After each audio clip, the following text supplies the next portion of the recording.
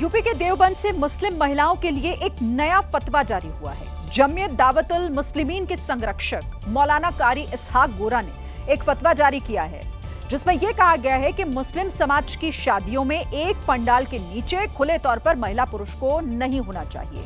शादी पार्टी में पुरुषों के साथ बिना पर्दा महिलाओं का शामिल होना शरीयत के खिलाफ बताया है। मौलाना ने मुस्लिम शादियों में दिखावे पर नाराजगी जताई और कहा कि एक ही पंडाल में पुरुषों के साथ महिलाओं को न सिर्फ बैठाया जाता है, बल्कि वो बिना हिजाब पुरुषों के साथ खाना भी खाती हैं, बातचीत भी करती हैं और ये सब कुछ शरीयत के खिलाफ है। मौलाना ने इस तरह की पार्टियों में को बंद करने की अपील भी की है।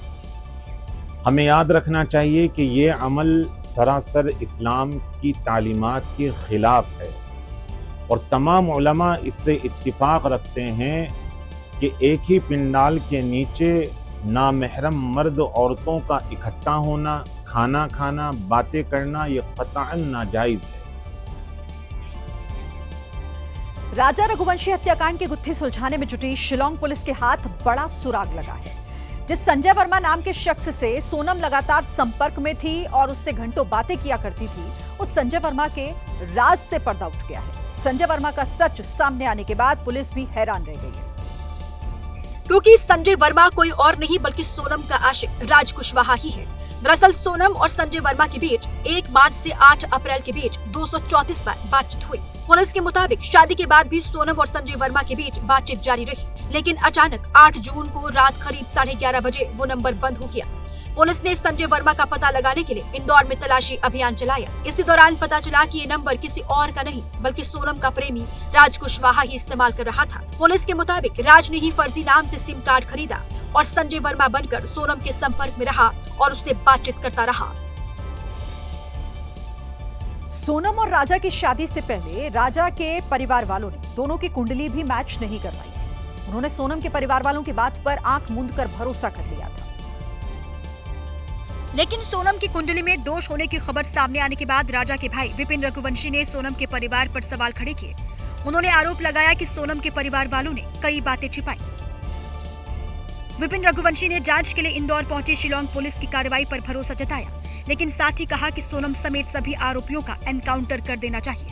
कोर्ट से जेल भेज देंगे और जेल में कुछ दिन ही 1-2 साल रहेंगे अंदर और फिर इनको पेरोल पे देना छोड़ कर देंगे, तो ऐसे तो अपने आरोपियों जो है उनको हौसला बुलंद हो जाएगा। मेरा मानना ये है इनको इतना ना करते हुए सभी का एनकाउंटर कर देना चाहिए।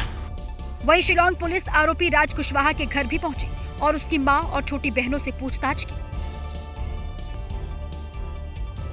देश की पहली प्लांट सिटी को स्लम फ्री करने के लिए चंडीगढ़ में बुलडोजर एक्शन हुआ है। सैकड़ों अवैध घरों को गिरा दिया गया। बताया जा रहा है कि 12 एकड़ सरकारी जमीन लोगों ने अवैध कब्जा कर रखी थी। एक साथ कई बुलडोजर ने चंडीगढ़ के सेक्टर 53 और 54 में बने अवैध निर्माण को धराशायी कर दिया।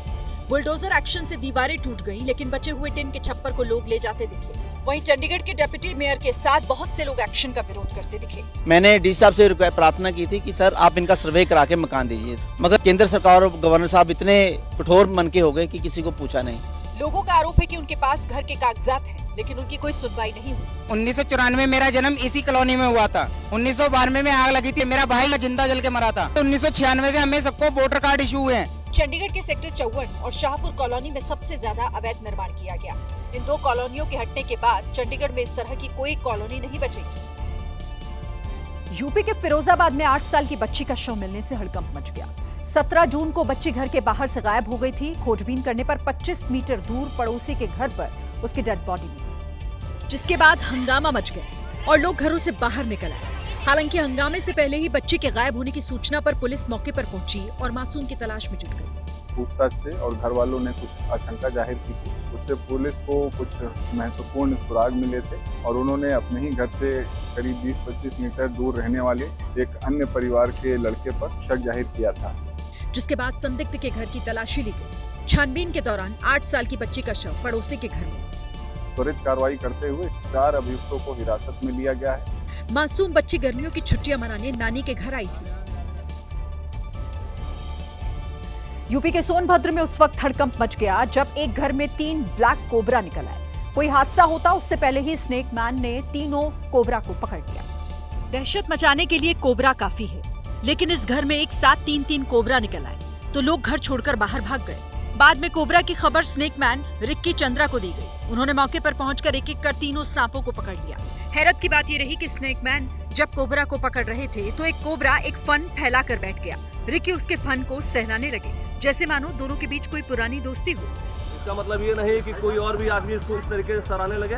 हालांकि रिक्की दोनों को ये हिदायत देते भी दिखे कि वो जो कर रहे थे वो रिस्की हो सकता है और ये गलती कोई हरगिज कोई ना करे। बाद में रिक्की चंद्रा ने तीनों कोबरा को जंगल में ले जाकर छोड़ दिया। रिक्की स्नेकमैन के नाम से मशहूर है और कई सालों से लोगों को सांपों से बचाते आ रहे हैं।